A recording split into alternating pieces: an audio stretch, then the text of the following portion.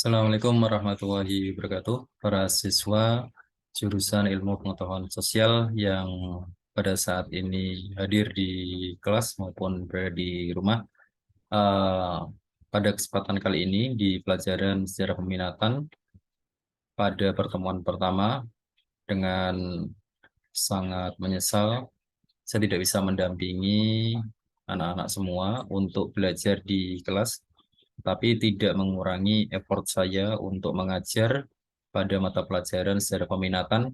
Kali ini saya ingin sedikit memberikan sebuah materi yang sangat penting dan cukup fenomenal tentang mengenai Indonesia Emas tahun 2045. Baik, mari kita simak slide penjelasan saya yang mungkin nanti akan menambah wawasan kalian semua untuk pengetahuan-pengetahuan yang populer. Mari kita simak slide kita pada rekaman ini.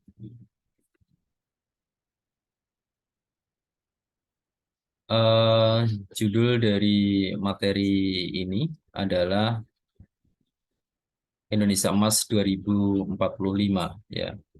Jadi Indonesia Emas tahun 2045 di mana kenapa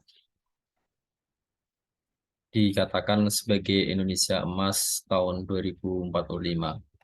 Jadi para siswa yang berbahagia, pada kesempatan kali ini saya ingin sedikit menjelaskan dan menguraikan mengenai Indonesia Emas apa itu eh, tahun 2045 ya.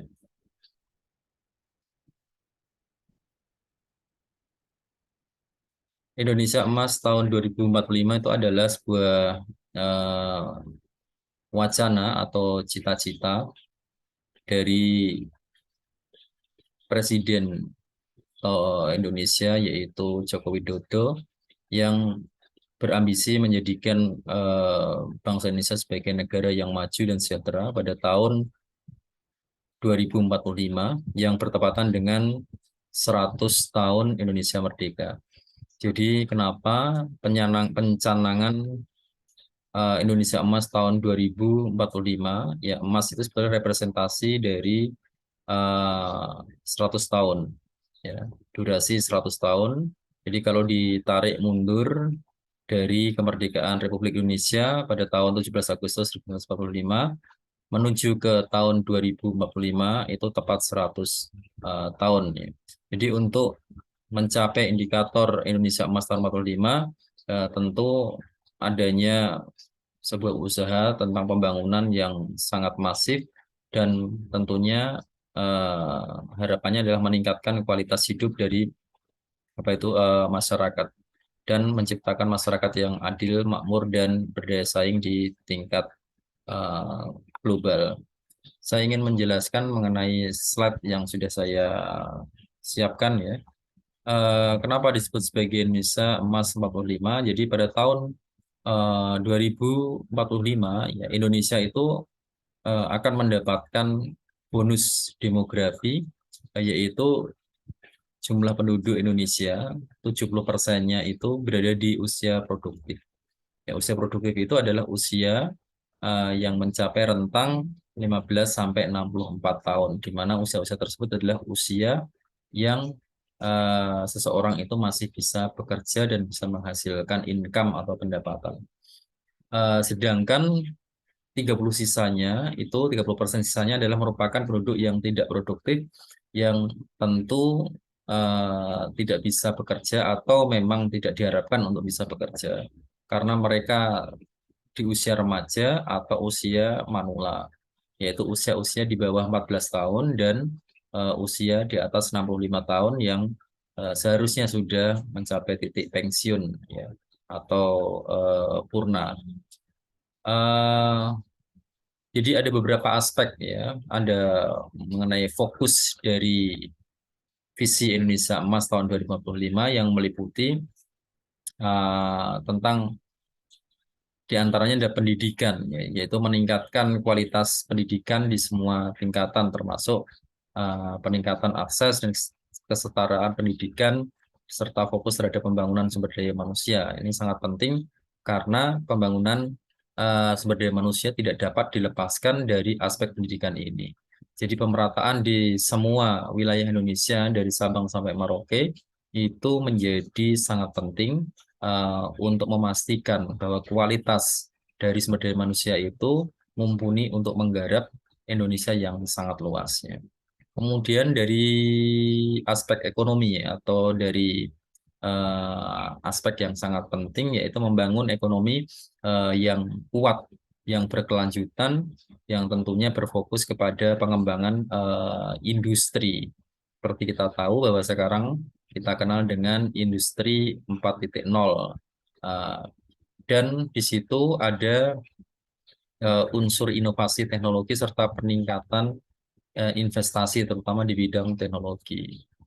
Yang ketiga, aspek yang penting adalah infrastruktur, yaitu mengembangkan infrastruktur atau ketersediaan sarana prasarana yang tentunya modern, yang memadai eh, di segala bidang, baik itu transportasi, telekomunikasi, yang tentunya itu akan mendukung tumbuhnya perekonomian antar wilayah. Kemudian ada lingkungan dan keberlanjutan, jadi menjaga kelestarian lingkungan agar lingkungan yang kita diami pada saat ini itu bisa lestari dan bisa mencapai tahapan kualitas lingkungan yang terjaga dengan baik. Ya. Kemudian yang tidak kalah pentingnya adalah aspek kesehatan, yaitu meningkatkan apa itu sistem kesehatan untuk memberikan pelayanan kesehatan yang tentunya merata dan berkualitas ya. Uh, pada zaman Orde Baru hal itu diwujudkan dengan membentuk jaringan puskesmas di seluruh Indonesia di mana puskesmas itu sudah semakin rata, tetapi tidak hanya puskesmas. Sekarang ditingkatkan levelnya puskesmas yang memiliki level setara rumah sakit dengan pelayanan yang sangat prima gitu. Kemudian pemerataan dan keadilan sosial untuk tentunya adalah mengurangi disparitas atau kesenjangan sosial antara miskin dan kaya dan tidak ada sebuah gap atau mengurangi gap atau selisih antara manusia yang berada di pedesaan maupun perkotaan, di Jawa maupun di Sumatera, di Kalimantan maupun di Papua. Semuanya memiliki taraf hidup yang seimbang. Kemudian tentu berdaya saing global, ya, meningkatkan peran Indonesia di tingkat global. Ya, baik, ada beberapa aspek yang ingin kami jelaskan ya di sini pada slide ya. Ada beberapa hal mengenai data terkait Indonesia Emas tahun 2045. Yang pertama adalah eh, aspek demografi global bahwa pada tahun 2045 penduduk dunia itu kira-kira 9,45 ya, bertambah kalau di apa itu bandingkan dengan tahun 2015 yang lampau itu bertambah kira-kira 2,1 miliar di mana separuh pertumbuhan penduduknya itu disumbang oleh kawasan Afrika. Nah, namun demikian penduduk Asia itu masih sangat dominan yaitu 55% dari 9,4 miliar itu. Jadi hal itu mendorong demografi global yang mendorong urbanisasi atau migrasi dan penduduk di usia lanjut. Kemudian kelas menengah pada tahun 2050 nanti ya, middle atau upper income atau orang yang berada di level menengah ke atas itu diperkirakan itu mencapai level 84 ya. Pada saat ini kita baru saja mencapai level itu walaupun sempat turun, kita berada di pendapatan atau income middle upper ya. Middle upper itu menengah tapi menengahnya menengah ke atas. Di mana orang sekitar 8,1 miliar orang Asia dan Amerika Latin itu akan mencapai level middle dan upper income terbesar. Jadi karena memang penduduknya itu besar, maka disumbang oleh orang-orang Asia dan oleh orang Amerika. Kemudian urbanisasi dunia itu diperkirakan akan meningkat 65% pada tahun 45 dengan 95% pertambahan terjadi di emerging economies ya. Pembangunan perkotaan berperan meningkatkan daya saing, pertumbuhan ekonomi dan kualitas hidup masyarakat.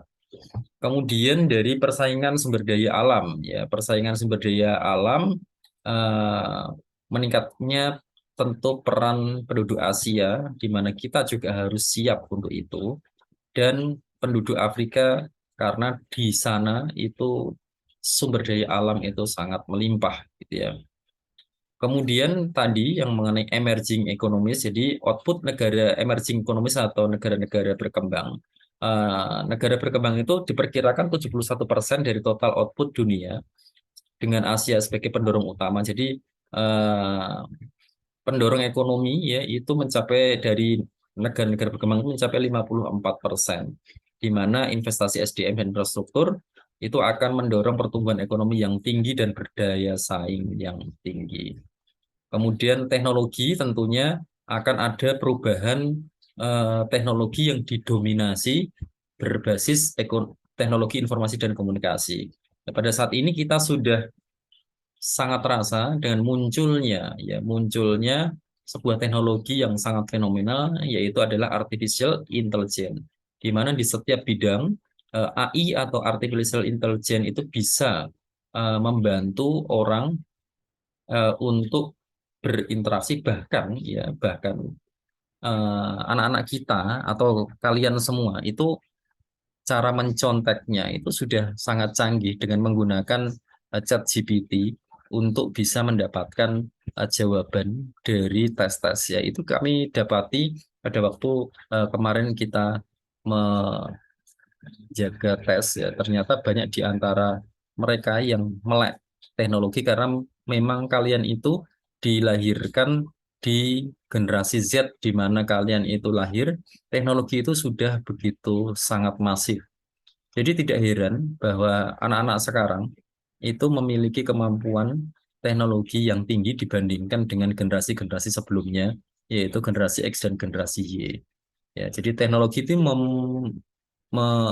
memainkan peran yang sangat vital dan sangat penting. Kemudian perdagangan internasional diperkirakan perdagangan global akan tumbuh 3,4 ya. Pada saat ini kita sudah tumbuh di setiap tahunnya sekitar 4,5%. Jadi secara global kita lebih baik dan negara berkembang akan menjadi poros perdagangan dan investasi dunia. Karena apa? Karena biasanya negara-negara berkembang itu memiliki sumber daya manusia yang lebih murah untuk bisa dibudidayakan oleh para pelaku industri agar memiliki kos produksi yang lebih rendah. Sehingga penduduk Asia itu menjadi tujuan investasi. Ya. Saat ini Cina itu menjadi salah satu negara yang memiliki industri yang luar biasa karena penduduk yang sangat besar dan mereka memiliki sumber daya manusia yang murah untuk memproduksi suatu barang.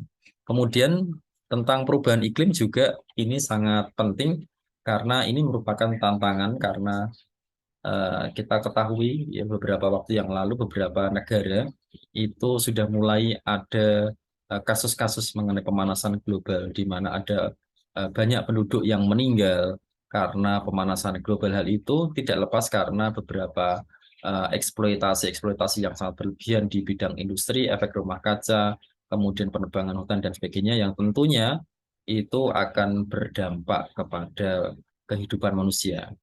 Kemudian keuangan internasional itu didominasi eh, tidak lagi ke dolar sebagai international currency, tetapi sekarang menjadi multi currency. Ya, currency yang sifatnya eh, multi. Multi itu berarti banyak, bisa tidak hanya pada satu negara yang diuntungkan saja. Jadi di sini disebutkan bahwa Cina akan berkembang sebagai salah satu sumber keuangan pembangunan mendatang. Kemudian geopolitik itu eh, tentu Cina sebagai negara yang paling besar penduduknya dan luas wilayahnya akan berperan terhadap segala aspek ya. Eh, Secara umum ya penjelasan-penjelasan mengenai Indonesia Emas tahun 2045 ya itu tentu harus dipersiapkan dari sekarang oleh oleh karenanya pada kesempatan kali ini di materi yang tidak banyak ya tidak banyak ada hal yang harus disiapkan dan sudah saya eh, siapkan untuk penugasan kalian. Beberapa poin-poin penting yang diangkat ya untuk persiapan Indonesia Maju tahun 2045. Ya, di antaranya seperti ini.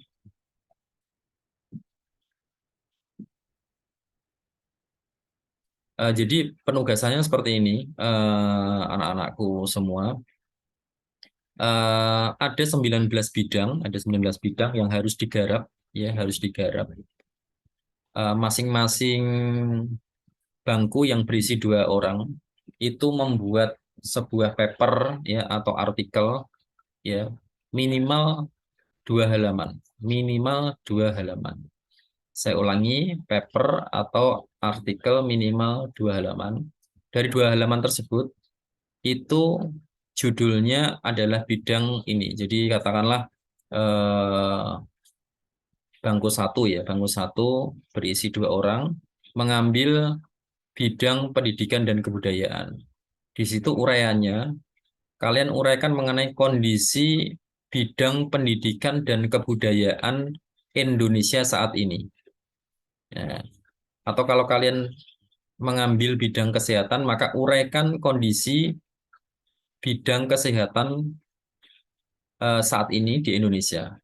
Kemudian, kondisi ideal pada tahun 2045 yang seharusnya sudah dicapai Indonesia itu apa levelnya yang bagaimana gitu ya.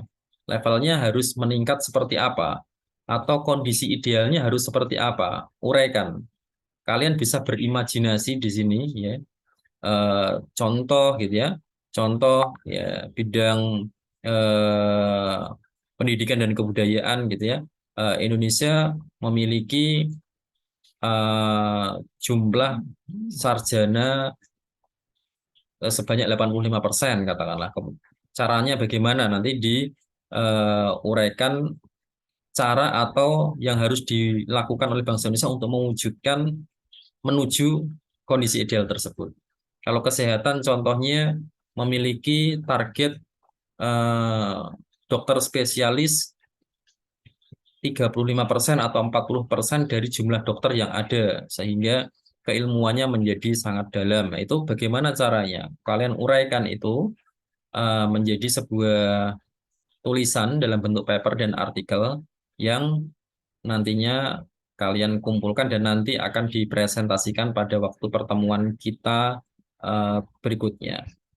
Jadi saya sendiri mohon maaf, anak-anak pada saat ini saya tidak bisa menjelaskan secara langsung, tapi tanpa mengurangi arti sebuah pembelajaran, saya sampaikan secara digital ya, dan saya buat hari ini eh, malam ini ya, sudah jam 10 lebih pada